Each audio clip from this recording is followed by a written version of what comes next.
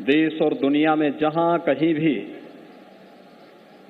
आज का यह पावन आयोजन लोग देख पा रहे हों, सुन पा रहे हैं, उन सभी को मैं पंचम दीपोत्सव महोत्सव की हृदय से बधाई देता हूं, उन सब का अभिनंदन करता हूं और आप सबका मैं स्वागत भी करता हूं। ये हम सब के लिए सौभाग्य का अवसर है। 2017 में प्रदेश सरकार ने मर्यादा पुरुषोत्तम भगवान श्री राम की इस पावन स्थली में दीपोत्सव के इस कार्यक्रम को आगे बढ़ाया था। देश के यशस्वी प्रधानमंत्री जी की प्रेरणा थी, पूज्य संतों का सहयोग था, जनप्रतिनिधियों की सक्रिय सहभागिता थी और पूरी सरकार लगी थी, पूरा प्रशासनिक तंत्र लगा था, यहाँ की शिक्षण प्रशिक्षण संस्थाएं लगी थी और देखते ही देखते यह आयोजन अपने आप में दुनिया का एक विशिष्ट आयोजन बन गया। वास्तव में प्रकाश पर्व दीपावली, जिसे पूरा देश दीपावली के रूप में मनाता है, ये अयोध्या की देन है। मर्यादा पुरुषोत्तम भगवान श्री राम की 14 वर्ष के वनवास के बाद अयोध्या आगमन की स्मृति में पूरा भरतखंड इस आयोजन के साथ जुड़ता है। लेकिन 5 वर्ष पहले जब अयोध्या के बारे में दीपोत्सव की चर्चा सामने आई थी, तो अयोध्या में ही आज के दिन पर यह आयोजन नहीं हो रहा था। तब हमारी सरकार ने तय किया कि नहीं, अगर अयोध्या को उसकी पहचान दिलानी है तो प्रभु राम के आगमन पर अयोध्या राम राज्य की ओर गया था, भारत राम राज्य की ओर गया था और एक बार फिर से दीपोत्सव के माध्यम से वे सभी कार्य सफल होंगे। और आज उसका परिणाम है कि पंचम दीपोत्सव के आयोजन के साथ जुड़ते हुए आज यहां पर केंद्रीय मंत्री भी बैठे हैं, 3 देशों के माननीय राजदूत और उच्चायुक्त भी बैठे हैं, पूज्य संतजन भी हैं, जनप्रतिनिधि भी हैं, जनता जनार्दन भी भारी संख्या में आई है और जितनी जनता जनार्दन यहां पर आई है, इससे 10 गुना दीप उत्सव के आयोजन स्थल पर राम जी की पेड़ी में एकत्र हैं। यानी अपने आप में एक उत्सव। और ये केवल यहीं पर नहीं, आज लखनऊ में भी, आगरा में भी, काशी में भी, प्रयाग में भी, चित्रकूट में भी, गोरखपुर में भी, नैमिषारण्य में भी, हर एक जगह, हर एक मंदिर में इस उत्सव को जोड़ करके जिस भव्यता के साथ आगे बढ़ाने का कार्य हुआ है, आज उसका परिणाम है कि आपकी भावनाओं ने किस तेजी के साथ देश की तस्वीर को बदला है, कि आपकी भावनाएं सफल हुई, प्रभु तक आपकी आवाज पहुंची और अयोध्या में मर्यादा पुरुषोत्तम भगवान श्री राम की भव्य मंदिर के निर्माण कार्य का शुभारंभ भी आदरणीय प्रधानमंत्री जी के कर कमलों से 5 अगस्त 2020 को प्रारंभ हो चुका है। भाइयों बहनों, जब मैं 2017 को पहले दीपोत्सव में हम लोग आए थे, मैं तब देख रहा था सामने नौजवान एक ही बात कहता था, एक ही नारा गूंज रहा था उस दिन। मुझे याद है 2017 में भी, 2018 में भी, 2019 में भी एक ही नारा गूंज रहा था कि योगी जी एक काम करो, मंदिर का क्या नारा था? आप अपना नारा भूल गए, लेकिन मैं आपका नारा नहीं भूला हूं। एक ही बात आपकी निकलती थी कि योगी जी एक काम करो, मंदिर का। और भाइयों बहनों, आप अपना नारा भूल गए, लेकिन हम अपना काम भूले नहीं। मैं तब भी कहता था कि मंदिर निर्माण के लिए आधारशिला तैयार की जा रही है।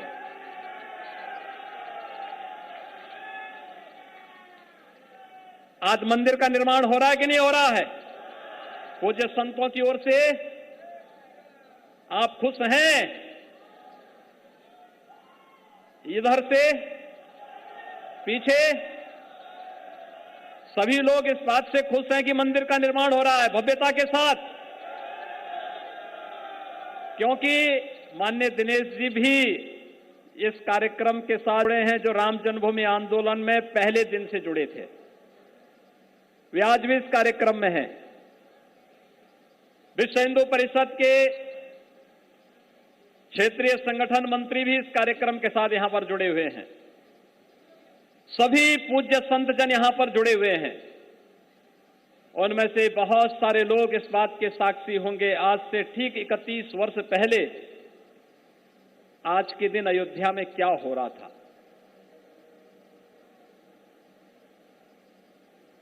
30 अक्टूबर 1990 और 2 नवंबर 1990 को इसी अयोध्या में राम भक्तों पर, राम कार सेवकों पर गोलियां चलाई गई थी। बर्बर लाठीचार्ज हो रहा था। तब जय श्री राम बोलना एक अपराध माना जाता था। तब राम मंदिर की बात बोलना अपने आप में एक अपराध होता था। लेकिन भाइयों बहनों, आपकी ताकत, लोकतंत्र की ताकत कितनी मजबूत होती है, आपने उसका एहसास कराया।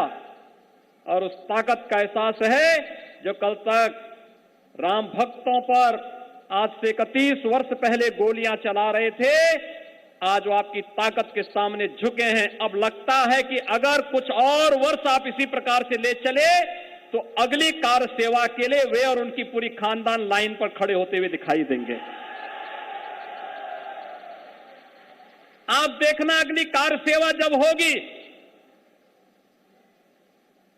तब गोली नहीं चलेगी, तब राम भक्तों पर, कृष्ण भक्तों पर पुष्पों की वर्षा होगी। और यही लोकतंत्र की ताकत है, क्योंकि राम ने सबको जोड़ा। यही तो राम की ताकत है। और निषाद राज को भी गले से लगाते हैं। माता सबरी के जूठे बेर भी खाते हैं। वनवासियों को, बानरों को, भालुओं को, सबको एक साथ जोड़ करके न केवल आर्याव्रत की ज्ञान परंपरा की रक्षा करते हैं, संपूर्ण आर्याव्रत की रक्षा का दृढ़ संकल्प के साथ आगे बढ़ा करके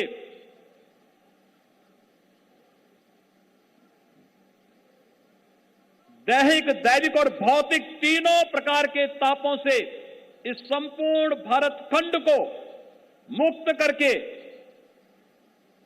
राम राज्य के जो आधारशिला रखते हैं, आज वे आदर्श राज्य की परिकल्पना हम सबके सामने एक आदर्श के रूप में है। और यही तो आज हो रहा है। आपने इस बात को देखा होगा, विगत 7.5 वर्षों के दौरान प्रधानमंत्री मोदी जी के नेतृत्व में सबको आवास, कोई भेद नहीं, हर जरूरतमंद को आवास मिलेगा। हर जरूरतमंद को, हर गरीब के घर में व्यक्तिगत शौचालय बनेगा। हर एक के घर में प्रधानमंत्री सौभाग्य योजना में बिजली के कनेक्शन फ्री में मिलेंगे। रसोई गैस का सिलेंडर उज्ज्वला योजना में फ्री में मिलेगा। स्वास्थ्य की सुविधा के लिए 5 लाख रुपए का सालाना स्वास्थ्य बीमा का कवर हर गरीब को मिलेगा।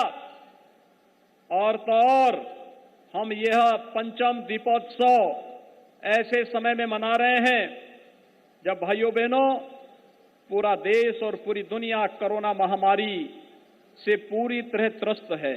विगत 1.5 वर्ष किस तरीके से बीते हैं हर व्यक्ति जान सकता है। यानी लगभग 1.5 वर्ष से अधिक समय हो चुका है कोरोना महामारी से पूरी दुनिया के अंदर जिस प्रकार की स्थितियां हैं, और उसमें भी भारत के अंदर तमाम अवरोधों के बावजूद, नकारात्मक ताकतों के बावजूद प्रधानमंत्री मोदी जी के नेतृत्व में, उनके मार्गदर्शन में फ्री में टेस्ट, फ्री में उपचार, फ्री में राशन की व्यवस्था सभी गरीबों को, और भाइयों बहनों कोरोना से बचाव के लिए फ्री में वैक्सीन, और सबको वैक्सीन भी प्रधानमंत्री मोदी जी ने पूरे देश को दिया है। ये अपने आप में राम राज्य की उस परिकल्पना को साकार करता है जिसको लेकर के हम वर्षों से तमन्ना कर रहे थे। और इसीलिए अंतःकरण से हम जुड़े हुए हैं अयोध्या में प्रभु राम के 14 वर्ष के वनवास के आगमन के साथ। और मैं और हमारा पूरा कैबिनेट उस अवसर पर अयोध्या में रहता है। और आज भी हम अभिभूत हैं कि हमें 5वीं बार भी अयोध्या के अंदर भगवान राम की अगुवाई करने, उनके राज्याभिषेक करने का सौभाग्य अयोध्या वासियों ने भी दिया, आप सब ने दिया। और प्रभु की कृपा हम सब पर बनी रहे। इस दृष्टि से आज के इस दीपोत्सव कार्यक्रम के साथ हम सब यहां पर जुड़ते हुए मुझे बहुत अपार प्रसन्नता की अनुभूति हो रही है। मैं इस अवसर पर अभिनंदन कर रहा हूं अपने केंद्रीय मंत्री श्री जी किशन रेड्डी जी का।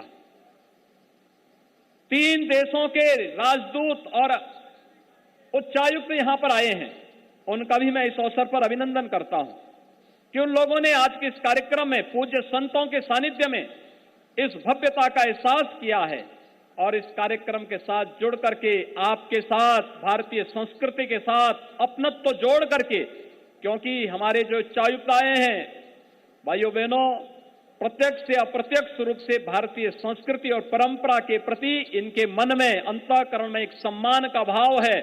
और इन सभी देशों के प्रति भारत के जो सांस्कृतिक संबंध हैं, उन संबंधों को सुदृढ़ता प्रदान करने की दृष्टि से हमारे सभी माननीय राजदूत यहां पर आज पूज्य संतों के सानिध्य में इस कार्यक्रम के साथ जुड़ते हुए यहां पर आए हैं। और इसलिए भाइयों बहनों, अयोध्या अब एक नई सांस्कृतिक नगरी के रूप में दुनिया के अंदर छानी चाहिए।